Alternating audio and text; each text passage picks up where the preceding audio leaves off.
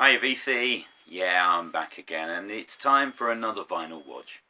Um, just a few records. I think I got most of these sort of the early part of the summer, and it's taken me this long to finally listen to them all. Um, yes, so without further ado, here we go. Now these are yet another eclectic mix of music. It goes all over the shop. So no apologies. It's just my taste. I don't care. Right, the first one. So I picked this up off eBay. I was dead chuffed to get this. I think I've got it on CD. I've got a compilation of their early stuff. But this is a band called Therapy, Northern Ireland band. This is their debut mini LP called Baby Teeth. Very pleasant cover there, as you can see. Maybe representing a visual representation of the term earworm. I'm not sure, but there you go. This is... I mean, if you know Therapy, you know what you're getting. This is their first stuff, so it's more kind of noisy than maybe stuff that was on Trouble Gun, which is probably their most common album. But there's some great songs on here, like Neat Abstract, Innocent X is great, Animal Bones. I mean, it is really noisy. It's kind of more on, what am I going to compare it to? More on the punky side, kind of more on the noise rock side, I guess. Released on Wodge Records. I love that back cover. I can't remember what the label. Oh yeah, it's just a fairly. Oh no, it's got a picture there on the plane. It's got the guy flying off the platform. But this was great, absolutely great. Really loved it. I did try bidding on. They had the same seller did have the second mini LP as well, but I got outbid on that one, which is a shame. But I got the first one, so I'm quite happy with that. Right, complete change of style now. I love old 50s music, and one of the best British artists of the 50s and early 60s was Lonnie Donegan. Now this is a 1976 album. Nope, 1977-78 album. This is Putting on the Style, and this it seems to be it's an all-star ensemble backing Lonnie on this. It's absolutely incredible range of musicians. I mean, if you look at that lot, there we go. There we are. I'm going to close it again. I'll read through some of the people. So you've got Rory Gallagher guitar on Rock Island Line, Zoot Money on piano, Leo Sayer playing the harp. You got Ringo Starr playing drums on a track, Albert Lee playing lead guitar on another track. Actually, Ringo Starr plays more than one track with drums. You've got Gary Brooker on piano on a track. You've got Brian May playing guitar, Elton John on piano on another track, Klaus Voormann's on here, Ronnie Wood's on here. That's nobody different. Mick Ralphs from Bad Company and Mott. Rory Gallagher on another track there. Rory Gallagher on 3 tracks actually. Michelle Phillips does harmony on a track. I mean, this is just an all-star cast. It's just absolutely... And it's a great sounding record. Really great sounding record. Absolutely love it. And it was produced... Who was it produced by? Was it produced by... Oh, and it was produced by Adam Faith. There you go. Obviously, when he stepped back from the limelight. There's a picture of Elton and Adam Faith there.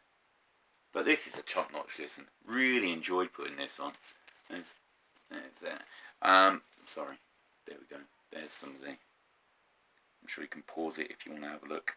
But he's done a lot of his favourite songs like Rock Island Line. He's done Digging My Potatoes on here. It's got Nobody's Child, which I actually quite like, even though it's one of the most maudlin songs going. Drop Down Baby, Lost John. I mean, it's a great listen. I'm really glad I found that. Really good album.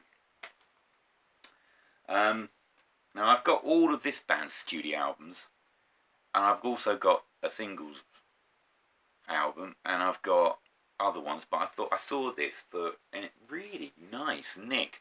I thought, okay, it's £1. I'm going to buy it. It is in gorgeous, gorgeous condition. Somebody obviously didn't play it. But this is Abba's Greatest Hits Volume 1, and this is, I think it's off the first maybe 2 or 3 albums. You've got a lot of tracks on here, like Hasta Mañana, Banger Boomerang, Another Town, Another Train, Nina Pretty Ballerina, which are off their early albums, and their album tracks. They weren't actually greatest hits. I don't even know if they released as singles anywhere. But I do love this cover. I think it's...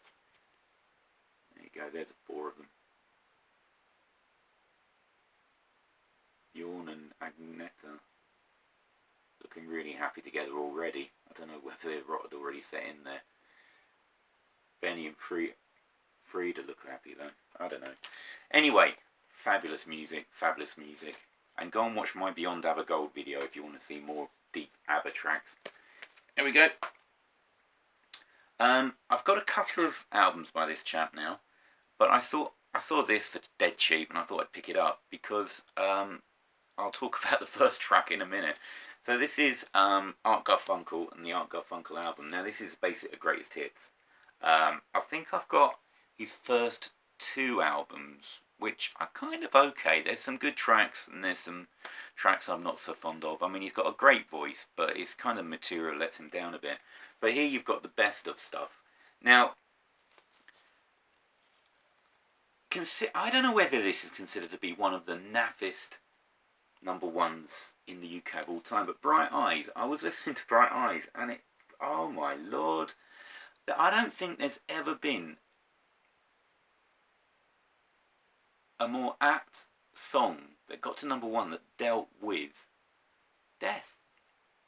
I mean, alright, take away the bunny rabbits from Watership Down, from which this song was the theme song, and if you listen to it straight and you try and approach it with fresh ears, it's actually an incredible song. And it is incredible. I was blown away by it this time I heard it. But there's some... I think this is a much stronger way to listen to Art Garfunkel. I wouldn't necessarily recommend his solo albums, but I definitely recommend this. I mean, you've got... I know it's a Stevie Wonder cover. Oh, I didn't realise it had this tape there. But I Believe When I Fall in Love It Will Be Forever. I really like his version of it. Things like It's the Same Old Tears on a New Background is good. Heart in New York, Breakaway. I mean, it's got some really good songs. I don't like his version of Wonderful World. There's only one person that should sing that, and that's not Art Garfunkel. But if you're in a bit of a Radio 2 mood, you're in for some MOR, this fits the bill perfectly. And Bright Eyes, I'm blown away. I can't believe it. Right. A little bit country up next. I was so chuffed to pick up a record by this guy. This is Hoyt Axton. This is Less Than the Song. Now, if you've seen Headley's latest video, you will have seen him show a Hoyt Axton album. I can't remember which one he showed now, but he went through the history about the fact he was the inventor father in Gremlins and all the rest of it. This is an amazing record. I think this is one of the best finds I've had in the last couple of years. Absolutely amazing. So it's got a funny kind of sleeve. It's one of these, so you open that up and then the record slides out the top. You've got the lyrics on the back. But this is just a fantastic album. He doesn't use any drums on it. There are no drums on this album. A little bit of tom, I think. Tom somewhere. I'm wondering whether it's actually listed. This was released in 1972. Hoyt Axton, actually guitar. Well, it got a drummer listed, but I can't hear. I think there's only some really spare use of toms on there. Maybe some other way, but it's basically hard. There's no drums on this. And it is just gorgeous. I mean, tracks like Mary Makes Magic, Less Than the Song, Peacemaker, Mexico City Hangover, Somebody Turned on the Light. It is just a gorgeous, gorgeous listen. Absolutely fantastic. And there's the man himself. I don't know whether you can see him. There he is. You see him? There he is. So, dead chuffed to get that. I picked up a record by this chap before. This is Tom T. Hall. And we've got another compilation. I really enjoy his stuff. Kind of story songs, kind of, you know, slight, and it's interesting because he's more on the left wing, well, left of centre, slightly left of centre, but he's definitely not a Republican. Well, he's not on the right. American politics is so confusing because it all switched around about 20 years ago, 20, 30 years ago. It's just weird. Anyway, or was it longer? I don't know. I read in the history of American politics. I'm not going to go there anyway. Whole quagmire of stuff. But this is fantastic. I really like the way he sings and performs. So I'm well chuffed to pick that one up. And then just to round off with a few compilations. Now this is Marquee, The Collection, Volume 4. Now, when I used to go to the record library with my dad back in, when I was, well, when was it, sort of 84, 85, 86, somewhere around there, the record library had all of these, and my dad used to make compilations of them, of the tracks he liked, and I think I used to nick them all the time. But I remember this one especially well because it was the first real exposure I had to some of these bands. So it would have been Troggs, maybe the first exposure I'd heard of them. Pictures of Matchstick Men. This Town Ain't Big Enough. Move was on here. I mean, it's the first time I probably would have heard. No, I knew Toyah anyway. Slade, possibly. Steelers Wheel, definitely. That was the first time I'd heard that song, and it is one of my absolute favourites now. Eighth Day's on here, Blackberry Way is on here, In the Summertime, and I think this probably was the first time I heard Young Parisians. I think I missed out on that one somehow during the heyday of Ant-Mania, but that's a great song as well. So when I saw this, I was really pleased to pick it up. I have been trying to get all of these. There are 4 volumes of it, and I've been trying to get them, but I keep missing out on them. Or they've been completely smashed up and rubbish. So, but to find one of these in a really decent shape, it's over the moon. So there we go. Marquee, The Collection, Volume 4. Celebrating 25 years of the Marquee. And yes, I did go there. Right. Couple of country records to round up with. Right, we've got Country Roundup, aptly enough. I mean, I didn't get these for the Bobby Gentry tracks because I've already got those on her second album, Delta Suite, which was released under another name in the UK, and I've got a copy of that. But I thought I never heard any of these ones, so I'd give. Oh, I got a Hank Thompson album, but it's a later one, so this was earlier Hank Thompson, so I thought give this a go. It's okay.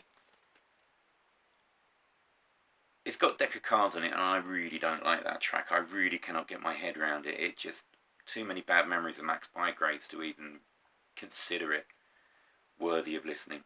Obviously, the Bobby tracks are brilliant. But the one track, the Hank Thompson tracks are good as well. But the one track I am absolutely amazed by is a version of I Walk the Line by Jody Miller.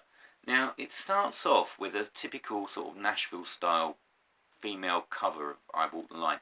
Then it turns into this bizarre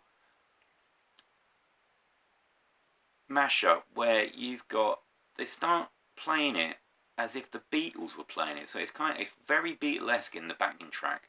And then you've got these background vocalists coming on it, and it should be an utter mess, but I think it's an absolute gem. I think it just works.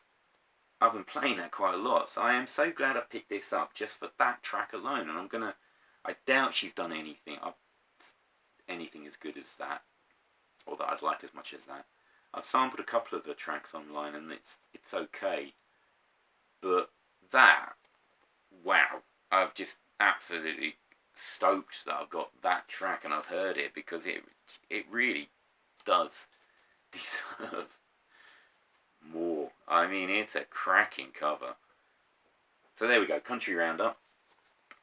And then this final one, possibly one of the worst covers I've ever seen in my life. It looks like it was knocked together in less than the time it would take to listen to one side of this, and they're not long sides either.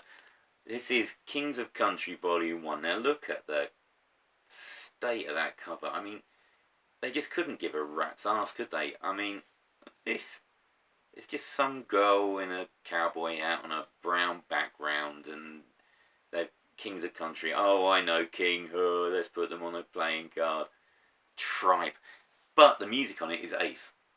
Now it says Kings of Country. Now, I would say all of these tracks actually come from the... Now, I can't decide... Well, I'm going to say the rock and roll tinged end of country rather than the country tinged end of rock and roll. But there's a bit of mixture on the edges of those two genres. But this is where most of these tracks come from. So you've got a couple of Johnny Cash numbers, Country Boy and Born to Lose. You've got a couple of Jerry Lee Lewis tracks, which are more of the countryside of Jerry Lee. You've got Charlie Rich track, Another Place I Can't Go, which is more rock and roll. The Conway Twitty track, which is described on the back, on the sleeve notes, as a country track, but it's a rock and roll track. Sherry's Lips, which is a rock and roll ballad, definitely. Another Charlie Rich track, which is also rock and roll. You've got Carl Perkins doing I Care, which was kind of slowy. And Warren Smith doing Tonight Will Be the Last Night, which is definitely rock and roll. So it's kind of straddling that rock and roll and country cusp. And it's a great listen. I absolutely loved listening to this. It's a Pickwick Prime album on their Hallmark imprint. But this one is definitely worth picking up just because it just sounds great. Really great. So there you go. Latest vinyl Wodge. Managed to do it within 20 minutes, so that's quite cool considering the amount of rambling I've been doing in the last few videos, because they've all gone nearly half an hour. So I will sign off now, and I'll be back again soon with some more vinyl CD tape madness. Okay, thanks VC, thanks for watching. Oh, and thank you for all the new subscribers. We're finally bearing down on that 200 subscribers. I can't believe I've nearly got that many people who tune into this thing, into my witterings. But thank you so much, and I'll see you all again soon. Cheers, VC. Bye.